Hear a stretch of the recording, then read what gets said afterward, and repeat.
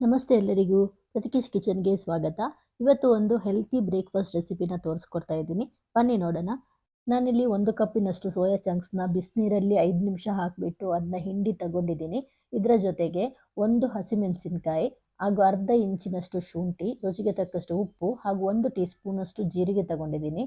1 ಕಪ್ಪು ಬೀಟ್ರೂಟ್ನ ತುರಿದಿಟ್ಕೊಂಡಿದ್ದೀನಿ. ಹಾಗೆ 2 ಚಿಕ್ಕ ಈರುಳ್ಳಿನ ಸಣ್ಣದಾಗಿ ಕಟ್ ಮಾಡಿ ಇಟ್ಕೊಂಡಿದ್ದೀನಿ. 2 ಕ್ಯಾರೆಟ್ನ ಚಿಕ್ಕದಾಗಿ ತುರಿದಿಟ್ಕೊಂಡಿದ್ದೀನಿ. ಹಾಗೂ 1 ಕಪ್ಪು ರಾಗಿ ಹಿಟ್ಟನ್ನು ತಗೊಂಡಿದ್ದೀನಿ. ಸ್ವಲ್ಪ ಕೊತ್ತಂಬರಿ ಸೊಪ್ಪು. ಇವಿಷ್ಟು ಈ ರೊಟ್ಟಿಗೆ ಬೇಕಾಗುವ ಸಾಮಗ್ರಿಗಳು. ಮೊದಲಿಗೆ ಮಿಕ್ಸಿ ಜಾರಿಗೆ ಶುಂಠಿ ಮತ್ತು ಹಸಿಮೆಣಸಿನಕಾಯಿನ ಹಾಕಿಬಿಟ್ಟು ಅದರ ಜೊತೆಗೆ ಸೋಯಾ ಚಂಕ್ಸ್ನ ಹಾಕಿಬಿಟ್ಟು ತರಿತರಿಯಾಗಿ ಪುಡಿ ಮಾಡಿಟ್ಕೊಂಡಿದ್ದೀನಿ. ನೋಡಿ, ಇಷ್ಟು ತರಿತರಿಯಾಗಿದ್ದರೆ ಸಾಕು.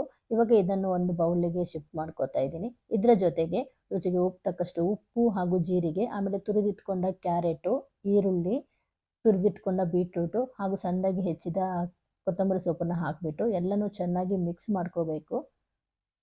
ನಂತರ ರಾಗಿ ಹಿಟ್ಟನ್ನು ಸೇರಿಸ್ಕೊಂಡು ಇದನ್ನೆಲ್ಲ ಚೆನ್ನಾಗಿ ಮಿಕ್ಸ್ ಮಾಡ್ಕೋತಾ ಇದ್ದೀನಿ.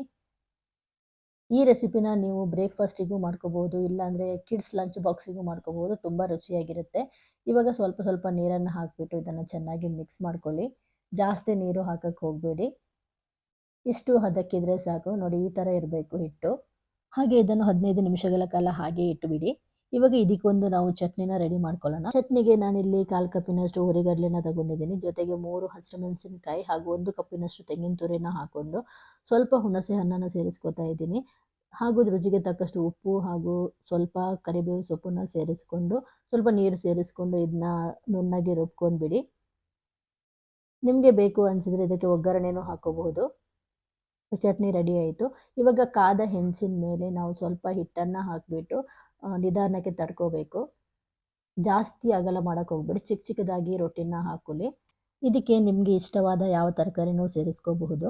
ಹಾಗೆ ತರಕಾರಿ, ಆಮೇಲೆ ಸೋಯಾ ಚಂಕ್ಸ್, ಅದ್ರ ಜೊತೆಗೆ ರಾಗಿ ಹಿಟ್ಟು ಇರೋದ್ರಿಂದ ಇದು ತುಂಬ ಹೆಲ್ತಿ ಬ್ರೇಕ್ಫಾಸ್ಟ್ ಇದು. ಒಂದು ಸಲ ಟ್ರೈ ಮಾಡಿ. 2 ಕಡೆನೂ ಸ್ವಲ್ಪ ತುಪ್ಪ ಹಾಕಿಬಿಟ್ಟು 2 ಕಡೆನೂ ಚೆನ್ನಾಗಿ ಬೇಯಿಸ್ಕೊಳ್ಳಿ. ಆದಷ್ಟು ಮೀಡಿಯಮ್ ಉರಿಯಲ್ಲೇ ಬೇಯಿಸ್ಕೊಳ್ಳಿ. ಮಕ್ಕಳಂತೂ ತುಂಬ ಇಷ್ಟಪಟ್ಟು ತಿಂತಾರೆ. ತುಂಬ ರುಚಿಯಾಗಿರುತ್ತೆ. ಒಂದು ಸಲ ಟ್ರೈ ಮಾಡಿ. ಈ ರೆಸಿಪಿ ನಿಮಗೆ ಇಷ್ಟ ಆದರೆ ದಯವಿಟ್ಟು ಲೈಕ್ ಮಾಡಿ ಹಾಗೂ ನನ್ನ ಚಾನಲ್ನ ಸಬ್ಸ್ಕ್ರೈಬ್ ಮಾಡೋದನ್ನು ಮಾತ್ರ ಮರಿಬೇಡಿ.